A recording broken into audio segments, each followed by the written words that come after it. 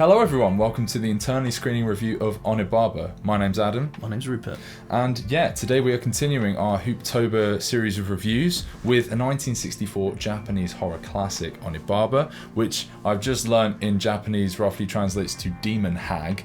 I didn't know that. Directed by Kaneto Shindo, and sort of based on an old Buddhist parable. It's set in the 14th century Civil War, and rather than doing what a lot of Japanese films would do, set in like the feudal times, focusing on samurais, this instead focuses on like peasants and like kind of living by whatever means necessary to continue their survival. It's very kind of stage play-esque, and it's very locked down into one or two locations, very kind of claustrophobic film, and heralded by many as being one of the sort of most iconic and classic Japanese films of all time, regardless of its sort of horror tag. Yeah. So Rupert, what did you think of Onibaba? I liked it. I was, given the acclaim that surrounds it, I was maybe a little bit underwhelmed by it, and I felt myself kind of drifting from it at points, but I think it finishes pretty strong with a few really great scenes towards the end of the film. They pulled it back, but there are a few elements of it that I thought were consistently great. I thought it was really well shot. Like the black and white photography in the film is just generally really great. I like a lot of the sort of rural setting of it, and I think that the acting is for the most part good, although it's definitely a slightly more dated 60s style of acting. It is I generally like the aesthetic of these kind of films. Like you said, it's much less glamorized samurai type film, because the samurai films always get compared to the westerns, and much like westerns, you know, the early westerns are all about how great the cowboys are, and then, you know, as they go on, they become slightly darker and more, you know, cynical about the Wild West. And it's very much like that. And yeah, it does feel very sort of Kurosawa, Kobayashi style samurai, in that most of the samurais in the films just seem to be dickheads. Yeah, my issue came more with the pacing of the film, and to me, like a slightly underwhelming plot. But what did you think? Well, any Onibaba fans watching this will not be happy with me. I actually didn't like this film much at all. And again, I think a large part of that comes down to expectation, which I fully acknowledge, because this film, from sort of any established reviewer and critic, has been lauded as one of the greatest of all time. So you go into it with a certain level of like expectation of like, well, people aren't saying this for no good. We also did watch Harakiri recently. Well, no, that was interesting because yes, we watched Harakiri, and whilst I was watching this, I didn't know. I had to check when Harakiri was made, because I was thinking, well, maybe it's the age of this film, because it looks older than Harakiri. It sounds older as well. Yes. I thought this might have been a 50s film, and then I checked, and Harakiri actually predates this by 2 years. And both have their kind of Shakespearean stage play qualities to them. I mean, obviously, Harakiri far more Shakespearean, but that's by the by. So the presentation and the kind of dryness of the storytelling of one film really didn't affect me, and I think ultimately what it really comes down to for me is boredom. I was really bored by this film, and it felt so much longer than its runtime, and it is a short film. It does definitely feels its length and a bit. By a long way. Going through some of the things you liked about it, I do think the cinematography and the design is good, but I think through its repetition, I found it like claustrophobic in a way that was quite unpleasant, that I didn't think added to the film, more just made it feel like extra monotonous. Like you get all these repeated aesthetics of like the grass like kind of in and out of focus, and you know, kind of like the sinister music that will sort of reappear here and there. Cool for the first few times you see it, but it repeats a lot. The locations all set in this like grass field. I'm not exactly sure what it is. Again, you're treated to the same things over and over again, to the point of just complete monotony. Performances are okay. I really like the way the film starts, because it starts with like these two samurai going through the field trying to evade capture, and there's kind of a point you don't really know who your protagonists are, who you're focusing on, and for me it seemed like a bit of a bait and switch, where it's like, oh, maybe we're going to follow these guys and that's going to be the film, them evading capture, and instead they just get piked through the chest, chucked down a giant pit, and robbed by these two women, who then turn out to be our protagonists. And it's an interesting choice of protagonist as well, because they are inherently like despicable people, or doing despicable things. It's the moral ambiguity of the film is probably its greatest strength. Yeah. In telling something that's very grey. It's like there's no like black and white, good and evil here. It's the situation is awful for them. Yeah, I like that. And of it, yeah. you know, the characters struggle through in their way, and eventually you kind of get into a point where it's like, yeah, of course they do it. Of course they kill a dog, or just like a man's like running in for help and they kill him and everything. Just drown 2 random guys. Yeah, it's that side of things I liked.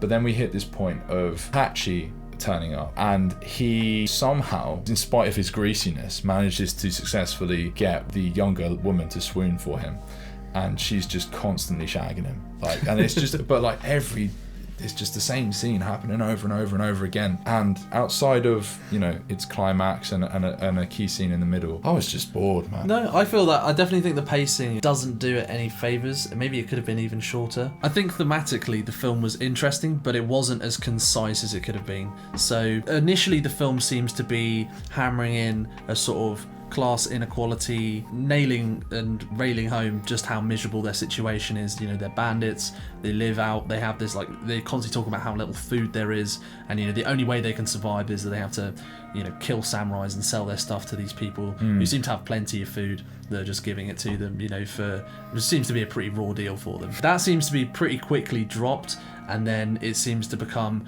the arrival of Hachi, who's kind of this disgusting mercenary who's, you know, eating his food all gross, and he shows up and he doesn't really seem to care about the fact that the older woman's son and the younger woman's wife has died, who was his friend apparently, but you know, he seems to be very quickly over it, and it then sort of just shifts gears and becomes this kind of more emotional film about lust and anger and revenge and jealousy and all these kind of like weird sexual tensions. And I just feel like it could have done with a more concise or just effective setup. If you're going to do a film about misery, something like the Kobayashi's Human Condition trilogy is much more effective at that, because it really, I mean, sure, it's a 9-hour miserable epic, but it really does nail home. Even if you just watch part 1, it's very precise with its setup. And I'm not saying that you have to make a 3-hour film. I'm just saying that I don't think the film necessarily spends its time wisely or effectively. And I do think that it is actually, I did still enjoy the aesthetics and the atmosphere of the film. I think it has quite a unique atmosphere to it. But yeah, in the end, it kind of feels like the film shifts gears,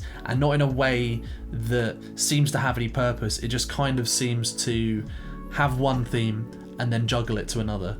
Right. Yeah, no, that makes perfect sense. If I look at the film analytically, like, there's plenty of things to like about the film, and there's nothing inherently wrong about the film discussing two kind of conflicting aspects of their experience. But the thing with it was what it felt like to me, and sort of the real core problem I have with the pacing, is it feels like an hour's worth of setup and 20 minutes worth of payoff, right? And that the balance there is just so off. Like, what we're really doing at the beginning is setting up a situation and the characters in such a place as so that when we introduce the mask and the kind of the Buddhist parable of the whole thing, the kind of the core real aspect that they're really trying to explore. It's the poster.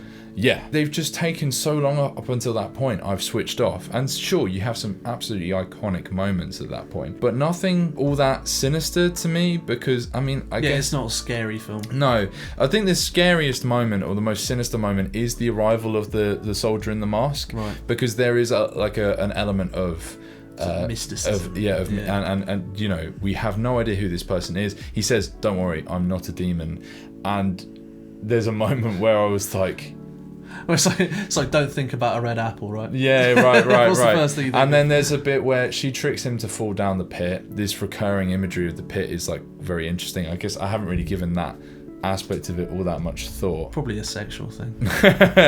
Probably.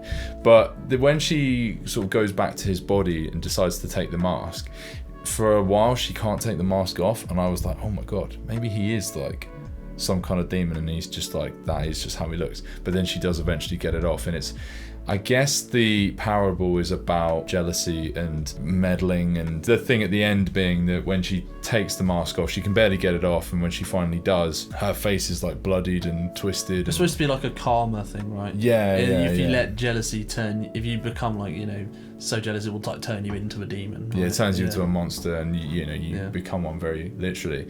And I did quite like how bloody the ending was, where she essentially kills her mother figure and by tricking her down the pit, which again comes back to the karma aspect of it.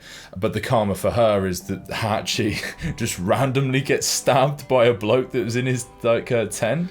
Yeah. Which is kind of a bit of a non sequitur. But I kind of found it amusing because it was just like so out of like left field. That was strange. And it was, them suffering the same as what they had inflicted upon so many others. Yeah. So it all kind of wraps up fairly well. But I'm just so frustrated by the overall experience because once the mask comes into play, I do think things get a lot more interesting. But waiting for what given the film's lasting symbolism and imagery, you just spend so much time waiting for that mask to fucking show up. By the time it does, I'm like, oh, whatever. Yeah, I mean, that's fair. I mean, I think I loved the scene where she can't take the mask off, because that was like maybe the only time I was like really unsettled by the film, because that scene, there's almost like no music in it, which I thought was like a great choice. Yeah. And it's just so brutal because she's like trying to rip the mask off, and like the like ADR they've done for it where she's just making all these horrible noises, and she's like literally just basically just like hammering her mum in the face, just like desperately trying to get this mask off.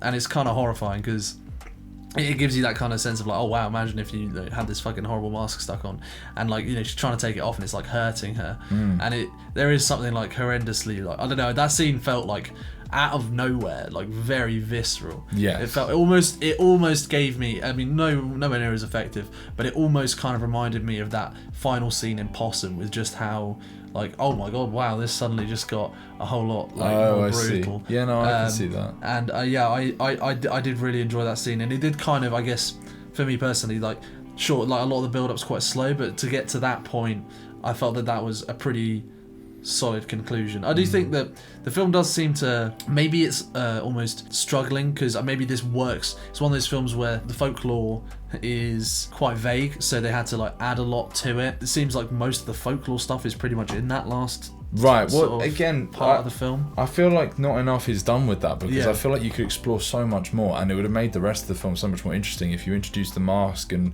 the subterfuge earlier. Like, you could have really done a lot more, eked out more drama of it. And I think they did.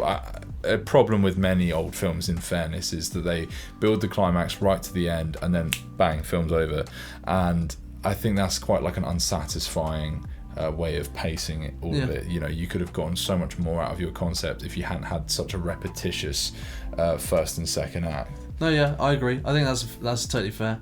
I think I kind of enjoyed the vibe of it a bit more, but it is definitely not as good as I thought it would be. What intrigued me about this film is I'd seen like clips of it before, and I'd seen that amazing poster, and I was like, oh man, this looks so good. So it definitely was a bit of a disappointment, but I still thought it was good, and I thought there were the elements in it that were strong, particularly something like the imagery, like the pit, and some of the scenery, and the kind of some of the bleak sort of poverty, savagery that they show early on in the film was kind of remarkably bleak.